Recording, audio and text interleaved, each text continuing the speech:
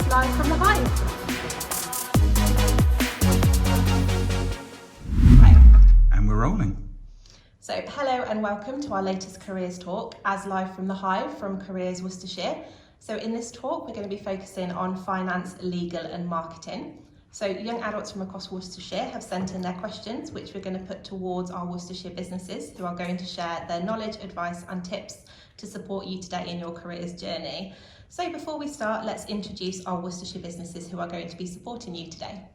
Yeah, so my name's Alex Bennett. I work at the Employment Solicitor in Worcester, currently as a paralegal. Hello, my name is David Delve. I have my own firm of chartered accountants called Bollands, and we're based in Bromsgrove. Hi, I'm Jacob. I'm the Director of Infinity Digital. We're a digital marketing agency based in the centre of Worcester. Hello, I'm John Gardner. I'm a Senior Lecturer in Marketing at the University of Worcester Business School. Fantastic. So thank you all for joining us today, and thank you to everyone who submitted a question for today as well. Let's get stuck in. So Alex, if we start with you, so what made you choose a career within the sector? Well, quite honestly, it wasn't something that I always wanted to do from a really young age. I started actually at university doing a sociology degree, but then within that degree I sort of found that the aspects that I really enjoyed were tended to be social policy or legal. So I took the jump into law, which seemed quite scary at the time because obviously law has quite a, I was going to say misconception, but not misconception, but you know, it can be seen as quite academic. But since studying at law, I just haven't really looked back yet. So yeah, that's how I started, got into it. Fantastic, thank you. Jacob, what made you choose a career within this sector? I always had a passion for media. I actually wanted to be a journalist. So when I was kind of looking at college to kind of pursue what I was going to do next, I enrolled onto one of the first marketing apprenticeships, and that was with Kidderminster College. And that's how I started my journey. I started with a print agency, so I started in traditional marketing and then sort of transitioned over the years into digital marketing, and that's where I kind of sit today, really. Fab, thank you. And David, what made you choose a career within this sector? I became an accountant really as part of the continuation from school, university, going into a profession. So that the opportunities of having a professional qualification were really the attraction, allowing me to do choices of what I wanted to do, either go into practice or go into industry, having the qualification behind me with the opportunities to take time off or do whatever I wanted to do in the future. And it looked interesting, but I didn't really know anything about it. Fab, thank you. And John, what made you choose a career within this sector? It's a bit of a long story, but I'll keep it very short. Many years ago I did a degree in business studies, and then my first job was in marketing, but unfortunately I was actually made redundant before I started. I then did 2 or 3 years in heavy engineering and then found my way back into a marketing role, and I've been a marketing analyst, and then I was promoted into a sales role, and then after many years in sales I decided I wanted to go into teaching, so I then moved into further education, teaching marketing, and then into higher education where I am now. Fantastic, thank you. And David, what qualifications did you undertake to pursue your career? Well, when I started, there's various ways you can become an accountant these days. There weren't as many choices when I started as there are now. By far and away, now, an apprenticeship really is the way in, I would suggest. My career path was just school, university, doing the training that all graduates did when you joined the profession at the time and stage when I did it. And it was, in truth, it was the first time I'd ever done any work for any exams. And Jacob, I think you mentioned apprenticeship, didn't you? How did you find your apprenticeship course? Yeah, it was interesting because it was quite fresh and quite new. There's still a bit of gaps, but it's come a long way now. There's 2 apprentices that work in Infinity, so you can see how much development that's come along. There's a degree apprenticeship now as well, which kind of matches the sort of higher education. But I did a diploma with a marketing institute that's quite well known, and that was sort of a few years after my apprenticeship to kind of top up my knowledge, and that was more based around the strategic element of marketing and the analytical side of marketing. So yeah, I kind of have topped myself up over the years, but yeah, there's more routes now than there was when I first started. Fantastic, thank you. And Alex, I think you mentioned the university route. How did you find your university course? Yeah, fine. So I did my law degree at the University of Liverpool, and now I'm currently doing my LPC, which is the legal practice course. So I'm doing that part-time whilst working, but I know that there's sort of alternatives now. I think there's the SQE, which will eventually take over. But yeah, I think there's a variety of ways to get into ultimately becoming a solicitor, but within that legal industry there's obviously qualifications that you need to pass. But yeah, I think once I've done the LPC, then obviously that allows you to become a solicitor. Fantastic, thank you. And John, what qualifications did you undertake? Again, many years ago I did a degree in business studies, and then I topped that up with a postgraduate diploma in marketing from the Chartered Institute of Marketing, and then I've got a master's degree in marketing, and then I'm here at the university. Fantastic, thank you. David, what do you enjoy most about your job? Challenge, impact, make a difference to things, problem solving. I think in life we learn something every day, and certainly in accountancy and things, you learn something every day. And you know, I enjoy work. Thank you. And Jacob, what do you enjoy most? When I saw this question, it took me a second to really think about it. And the only reason because of that is primarily that there's so much that I enjoy about kind of marketing and general kind of business management. So I'd say there's a flavour of things, but what I think I like the most is that marketing is so integrated within the real world. We always thinking about people's behaviour. It's very psychological in that regard. So I quite enjoy how an idea can have so much science behind it. And I was never a fan of science at school, but I'm a fan of marketing science, I can tell you that for sure. Great, thank you. John, what do you enjoy most? The variety. I like when I'm teaching. I like sort of giving over the information. I like to see the students flourish. We have them for about 3 years, so you can see a big difference when they come in the first year, when they go out in the third year. And it's when you look back at some of the photographs, they change in 3 years, and it's also quite nice to when they keep in touch and see how their careers develop as well. So it's quite enjoyable. Thank you. And Alex, what do you enjoy most? Yeah, I mean, I can sort of echo what everyone said, but especially the variety. Obviously, I work within employment law, so it's very fast and ever-changing. Obviously, just going back to sort of COVID and all that new termination and things like that. That's what I really enjoy about it, is that you've got to be obviously very on your toes and aware of new sort of concepts and ideas. But yeah, that's one of the key aspects I enjoy. Thank you. John, what are some of the main challenges that you face in your job, and how have you overcome them? Emails? No, that's how to overcome them. That's a very difficult question, actually.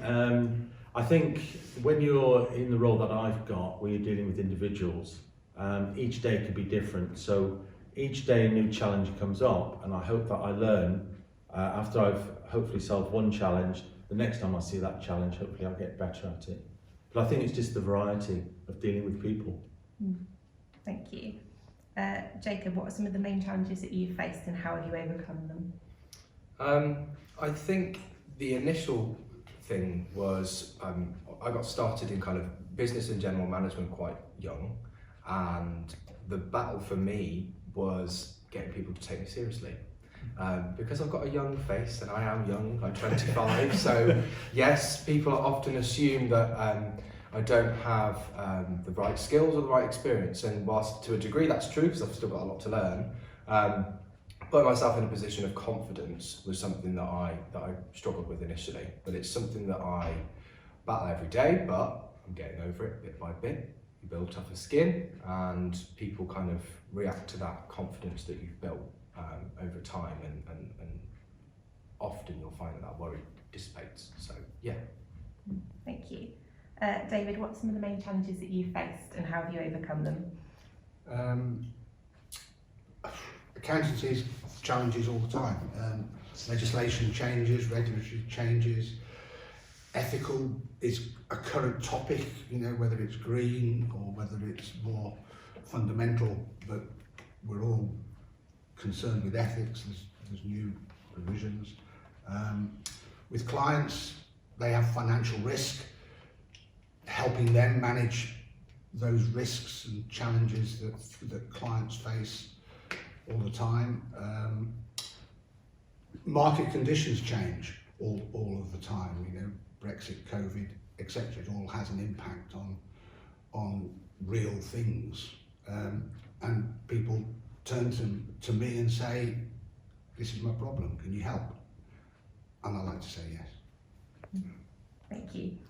And Alex, what are some of the main challenges that you've faced and how have you overcome them? I think dealing with clients, obviously, because they're so varied, we can have individual claimants and companies, respondents.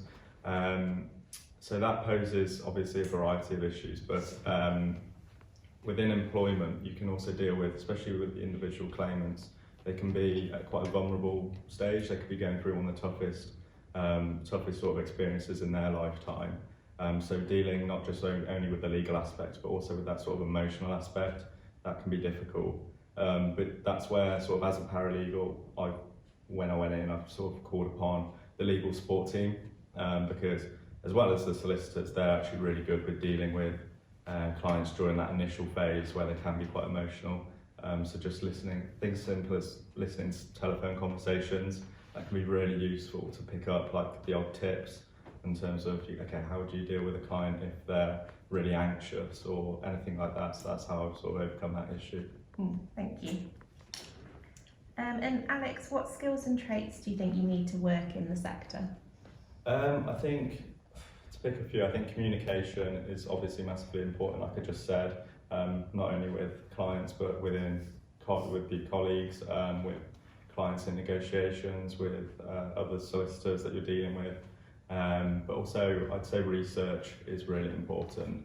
For example, we use a database called Practical Law, and that we have one of my colleagues is a whiz at Practical Law, and just finding information really quickly, effectively, efficiently, that's invaluable, because it's unrealistic that you know everything from the top of your head, but being able to get those sorts of, you know, finer details quickly and back to the client, that's imperative.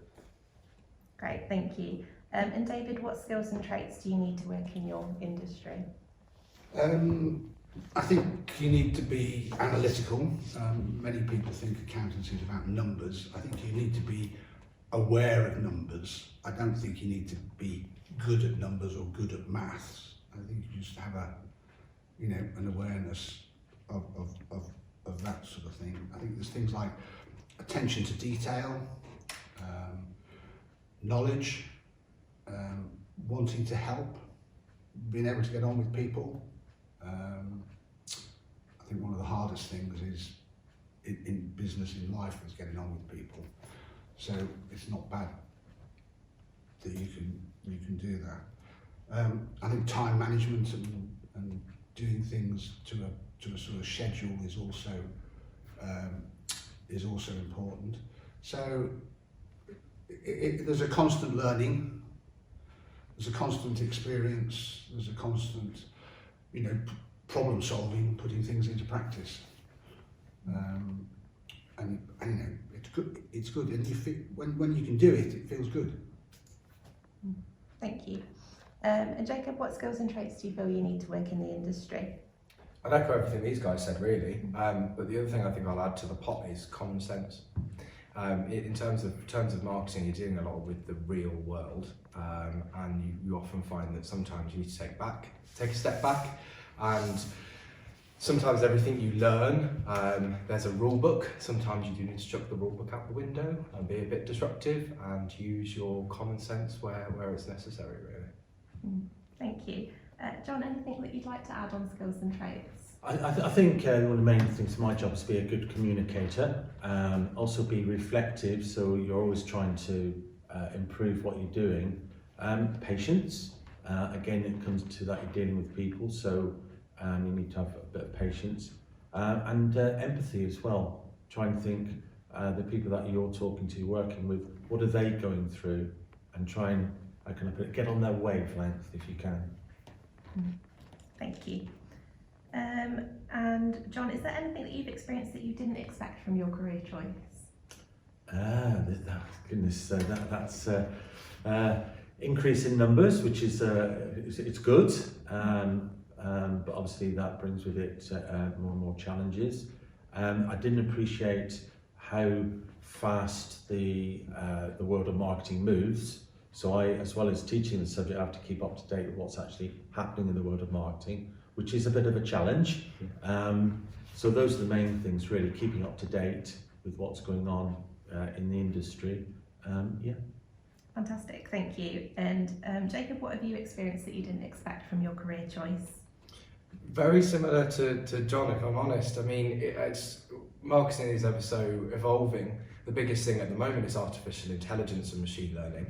And I didn't realise how much of a big part that would play in marketing, and privacy and data protection, as well as something else that I didn't quite expect to stumble upon, which is a very law-based type of kind of an area, and how we protect people's data in terms of when we target them with ads or when we reuse that data for other different types of media placement. So yeah, it's two things I didn't really quite expect to stumble across. Thank you. And David, what have you experienced that you didn't expect? I'd never really expected to have my own business and employ people and sort of that was never part of the career ambition when it started. And I think, and now and today, I never thought I'd have a job that I didn't want to retire from. You know, so that's another sort of two shocks at each end of my professional career. Thank you. And Alex, what have you experienced that you didn't expect? I know I called upon it earlier, but just that emotional side of things, I think your preparation to working in practice doesn't prepare you for that. For example, like essay-based questions will give you a hypothetical scenario where, you know, it doesn't delve into how the client's feeling or anything like that, but I do think it's really important to sort of be personable as a lawyer. Obviously there's a misconception that they're very stone-faced, but I think having that sort of emotional side is really beneficial, not only to the client but also to us. Thank you. And John, if we touch a little bit on marketing courses, what does the university offer for young people who are interested in marketing?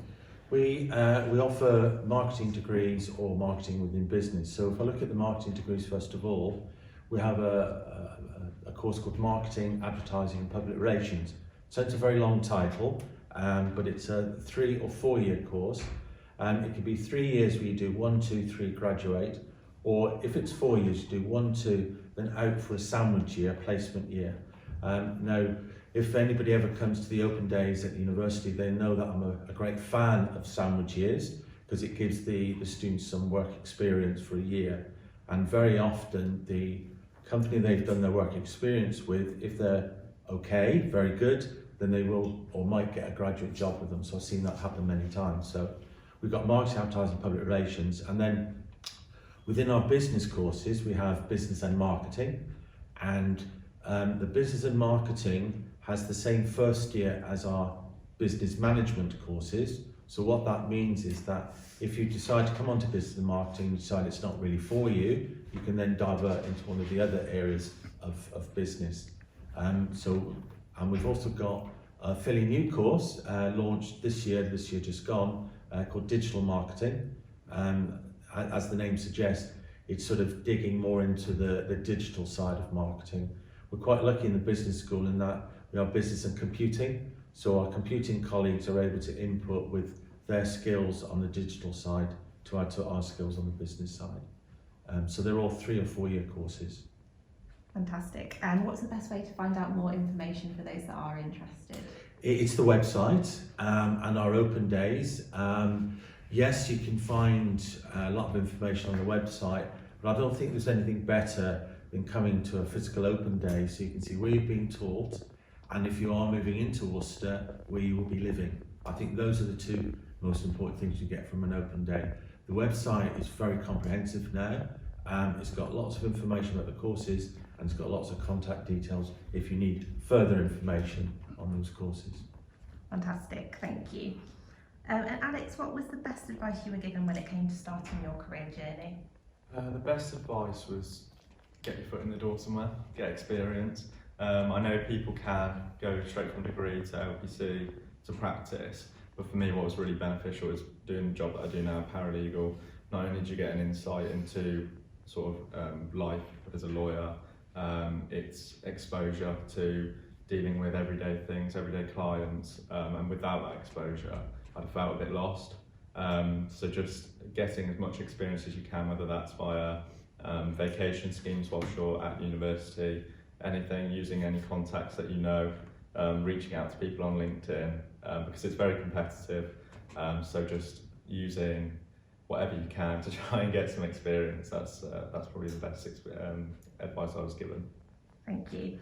And David, what was the best advice that you were given when starting your journey? Have a professional career. My professional career means I'm a chartered accountant, and Chartered Accountants Society that I'm a member of or a fellow of is called the Institute of Chartered Accountants in England and Wales.